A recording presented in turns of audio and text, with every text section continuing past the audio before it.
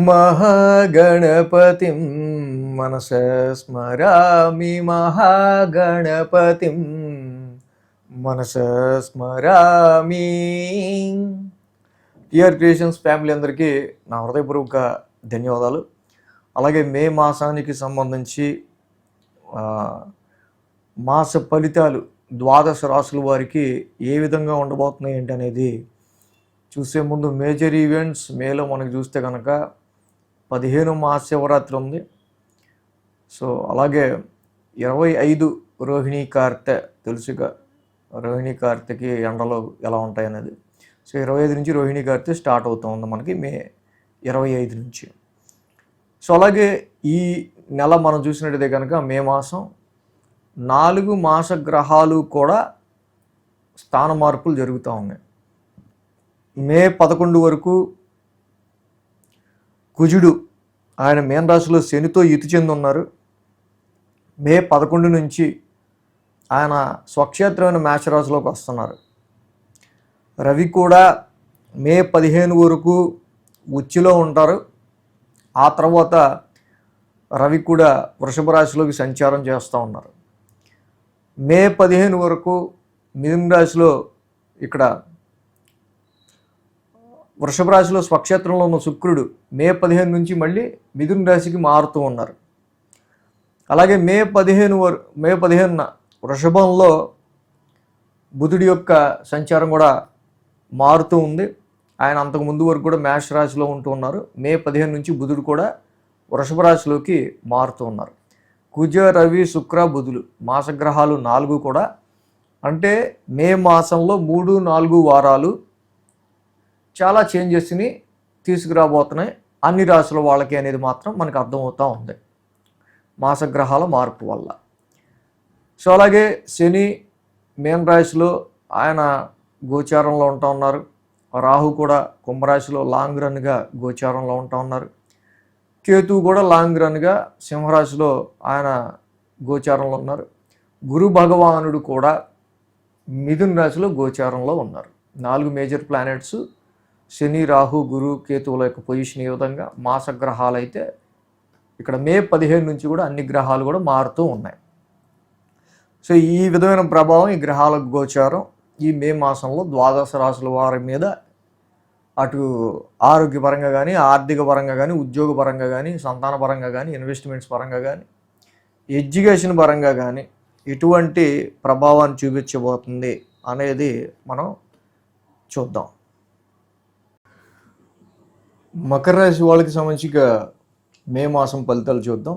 మకర రాశి వాళ్ళకి సంబంధించి చూస్తే వీళ్ళకి తృతీయంలో కుజుడు, అలాగే చతుర్థంలో బుధుడు, అలాగే శని కూడా తృతీయ స్థానంలో ఉంటాం.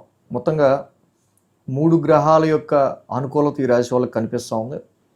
ఏదైతే రాశ్యాధిపతి ఈ రాశికి సంబంధించి ఏలినాటి శని కంప్లీట్ అయ్యి ఈ రాశికి తృతీయ స్థానంలోకి వెళ్ళటం, ముఖ్యంగా తృతీయ స్థానంలోకి ఇక్కడ శని మారడం చాలా వరకు కూడా ఏలినాటి శని తర్వాత జీవితంలో వీళ్ళకి ఒక రకమైన అంబిషియస్, ఒక రకమైన పట్టుదల, వచ్చిన ప్రతి అవకాశాన్ని ఇక తప్పకుండా మనం దాన్ని సద్వినియోగపరుచుకోవాలనే ఒక రకమైన అంబిషియన్ అనే దాంతో వీళ్ళు ముందుకు వెళ్ళడం, మంచి పట్టుదలతో ఇక్కడ శని వల్ల చక్కగా తృతీయ స్థానంలో బాగానే ఉంటుంది. సో అదేవిధంగా ఈ రాశికి చూస్తే కనుక కుజుడు కూడా 11వ తారీఖు వరకు శనితో కంజెక్ట్ అయి ఉన్నారు. కుజశనుల యొక్క కంజంక్షన్ తృతీయ స్థానంలో. తృతీయంలో కుజుడు యోగిస్తాడు, శని యోగిస్తాడు ఇన్ జనరల్గా. శని కుజుల యొక్క కంజంక్షన్ కాకపోతే రెండింటికి కొంచెం ఎనిమిక్ ప్లానెట్స్ అవటం వల్ల రిలేటివ్స్ విషయంలోనో, కొలీగ్స్ విషయంలోనో, కోవర్కర్స్కి సంబంధించి, సర్వెంట్స్కి సంబంధించి చిన్నపాటి క్లాష్ లాంటిది ఈ యొక్క యుతి అనేది తెప్పించే ఆస్కారాలు ఉంటాయి. 11వ తారీఖు వరకు కూడా కుజుడు తృతీయంలో ఇక్కడ శనితో కలిసి ఉండటం వల్ల. సో 11 తర్వాత కుజుడు ఈ రాశికి మెయిన్గా ఏంటంటే చతుర్థ స్థానంలోకి మారుతూ ఉన్నారు. సో అది ఓన్ హౌస్ అర్ధాష్టమంలోకి మారుతూ ఉన్నారు శని భగవానుడు. కుజుడు ఇక్కడ యాక్చువల్గా ఈ రాశికి సంబంధించి ఓన్ హౌస్, కానీ ఓన్ హౌస్ అయినప్పటికీ కానీ అర్ధాష్టమంలో కుజుడి యొక్క సంచారం జనరల్గా ఒక రకమైన ఎమోషనల్ అగ్రెసివ్నెస్ని తీసుకొస్తుంది.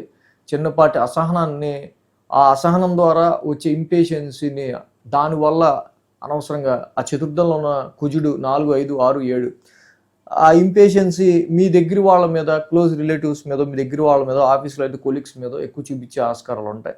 కాబట్టి అర్ధాష్టమ కుజదోషం అనేది ఒకటి 11వ తారీఖు నుంచి వస్తుంది కాబట్టి ఈ రకమైన impatiency and some aggression, domestical aggression, కుటుంబ పరంగా ఏర్పడుతున్న కొన్ని విషయాల్లో వీళ్ళకి ఏంటంటే ఒక రకమైన ఆవేశాలకు లోనయ్యే ఆస్కారాలు మకర రాశి వాళ్ళకి 11వ తారీఖు నుంచి కుజుడు చతుర్థ స్థానంలో ఉండటం వల్ల ఉంటుంది.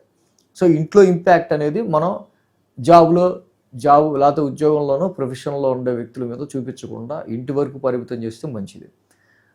రవి బుధులు కూడా యాక్చువల్గా మే 15 వరకు రవి బుధులు కూడా చతుర్థ స్థానంలో ఉంటున్నారు. అంటే రవి ఆల్రెడీ 15 రోజులు రవి ఉండి వెళ్తున్నారు 4th హౌస్లో. రవి వెళ్ళిపోగానే మళ్ళీ కుజుడు అదే 4th హౌస్లోకి వస్తున్నారు, రవి కానీ కుజుడు కానీ. సో ఇక్కడ రవి కూడా ఏంటంటే బర్న్ ప్లానెట్, ఫైరీ ప్లానెట్. మే 15 వరకు కూడా రవి చతుర్థ స్థాన సంచారం. సో ఆల్రెడీ ఇన్నర్ పీస్, మానసిక ప్రశాంతం తక్కువ చేయటం, ఏవో సమ్ డొమెస్టికల్ రెస్పాన్సిబిలిటీస్ రీత్యా కొన్ని ఇరిటేషన్స్ లాంటివో, సో ఇంటి పరంగా వస్తున్న వాటి విషయాల రీత్యా మన ఉద్యోగం మీద ఎక్కువ కాన్సన్ట్రేషన్ పెట్టడానికి లేకుండా చేయటము, ఇలాంటిది రవి చేస్తుంటాడు. రవి వెళ్ళిపోగానే కుజుడు వస్తాడు.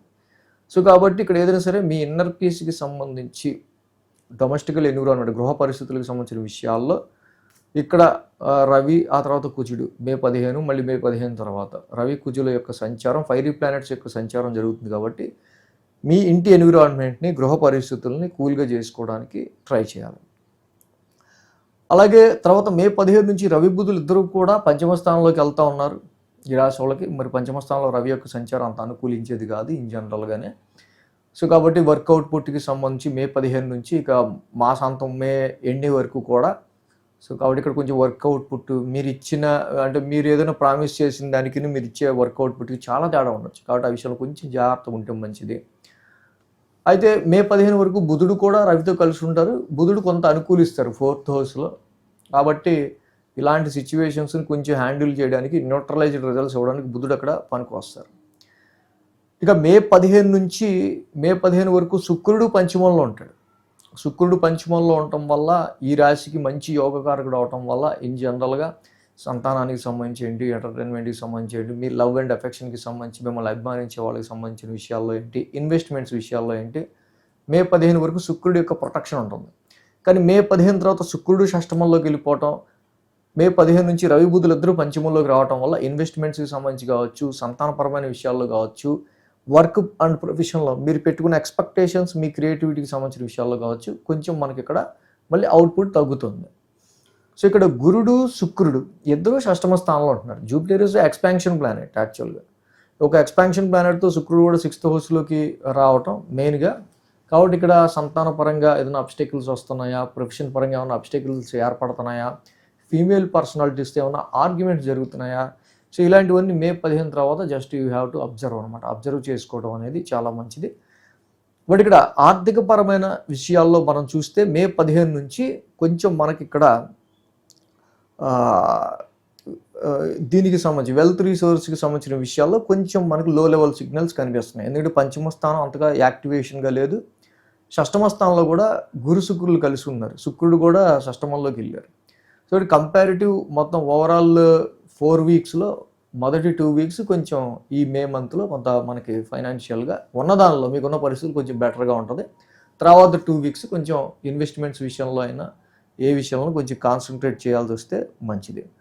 సో అలాగే ఈ రాశికి ఆరోగ్యపరమైన విషయాల్లో మనం చూస్తే, ఆరోగ్యపరంగా ఇక్కడ చూస్తే కనుక ఆల్రెడీ ఇండైజేషన్ కానీ, అరుగుదల అండ్ స్టమక్ రిలేటెడ్ ఇష్యూస్ వీటికి సంబంధించి, అలాగే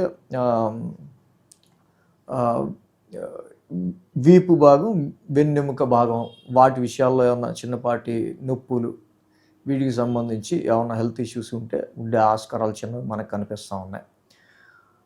సో అలాగే ఈ రాశికి మెయిన్ ఏంటంటే మనకి ఇక్కడ శని యొక్క సంచారం మాత్రం ఓవరాల్గా బాగుంది. బట్ మిగతా గ్రహాలు ఏవి చూసుకున్నా కూడా కొంచెం మనకి అట్లా మాత్రమే, అటు ఇటుగా మాత్రమే కొంచెం మనకి యోగిస్తూ ఉన్నాయి తప్పించి, అటు కుజుడు కావచ్చు, అలాగే బుధుడు కావచ్చు. సో కాబట్టి ఇక్కడ మెయిన్గా రవి యొక్క సంచారం ఇన్ జనరల్గానే మరి చతుర్థ పంచమ స్థానంలో అంత ఇదిగా లేదు. కాబట్టి జపాకుసుమ సంకాసం, రవి నవగ్రహ శాంతి మంత్రం మాసం మొత్తం చదువుకోవటం చాలా మంచిది. మళ్ళీ కుజుడు మే 11 నుంచి కుజుడు చతుర్థ స్థానంలోకి రావడం కొంచెం ఇంపాక్టివ్గా ఉంది కాబట్టి ధరణి గర్భ సంభూతం చదువుకోవటం, సుబ్రహ్మణ్య స్వామి ఆరాధన చేసుకోవడం చాలా మంచిది. గురుబలం లేదు. గురుబలం లేకపోవడం వల్ల చాలామంది వ్యక్తుల యొక్క ఈ కోఆపరేషన్ అనేది మీకు చాలా తగ్గే ఆస్కారాలు ఉంటాయి కాబట్టి ఇక్కడ ఈ గురుడు షష్టమ స్థానం స్థితి సంచారం తప్పకుండా మీకు ఇక్కడ కొంచెం ఆర్థికంగాను అటు ఉద్యోగపరంగా కూడా కొంత మీకు ఎంత టాలెంట్ ఉన్నా మనం కొంచెం ఎవడన్నా లిఫ్ట్ ఇస్తే బాగుండేది అన్న పరిస్థితుల్లో ఉంటూ ఉంటారు జనరల్గా. కాబట్టి ఆ గురువు గారికి కేజింపు శనగలు ఒక ఎల్లో క్లాత్ దానం ఇచ్చుకుంటూ దత్తాత్రేయుడి ఆరాధన చేసుకుంటూ ఉంటాం, దేవానాంచ ఋషినాంచ చదువుకోవటం ఈ గురువు గారికి కూడా చాలా మంచిది. సో ఇక అష్టమ కేతు సంచారం అనేది రాశి వాళ్ళకి ఇక జరుగుతూ ఉంది. అష్టమంలో కేతు వల్ల మానసికమైన భయాలు తెలియనివి కొన్ని ఉంటూ ఉంటాయి. అష్టమకేతువుకి కూడా మీకు జంట నాగులు ఉన్న చోట ప్రతి మంగళ శనివారాలు చక్కగా మీరు పాలాభిషేకం చేసుకుంటూ వెళ్తే ఈ విషయాలన్నీ కొంచెం న్యూట్రలైజ్ అవ్వచ్చు. కాబట్టి ఈ విధంగా ఈ రెమెడీస్ మకర రాశి వాళ్ళు చేసుకుంటే మంచిది. సో దీంతో పాటుగా మరి ఆ రవి యొక్క సంచారం పంచమంలోకి రావటం వల్ల కావచ్చు, శుక్రుడు కూడా షష్టమంలోకి వెళ్ళటం వల్ల ఎప్పుడు మళ్ళీ కొంచెం పరిస్థితులు మనకు కొంచెం ఇదిగా ఉంటాయి. అర్ధాష్టమ కుజుడి వల్ల ఈ యొక్క మనందా చెప్పుకున్నట్టు ఒక ఇంపేషన్స్ అసహనంతో కొన్ని పరిస్థితుల వల్ల కొంత మనకి ఎప్పుడు అగ్రెసివ్నెస్ డొమెస్టికల్ అగ్రెషన్ అనేది ఎప్పుడు ఉండొచ్చు. ఇది మన వీక్లీ కనుక ఫాలో అయితే ఆ వీక్లో పర్టికులర్ డేస్ ఏ డేస్లో ఇలా ఉండొచ్చు అని కూడా మనకి బాగా తెలుస్తుంది వీక్లీ ఫాలో అవుతే. So thanks for watching TR creations. ధన్యవాదాలు. ఈ వీడియో కనుక మీకు నచ్చినట్లయితే లైక్ చేయండి, షేర్ చేయండి. మరిన్ని అప్డేట్స్ కోసం సబ్స్క్రైబ్ చేయడం మాత్రం మర్చిపోకండి.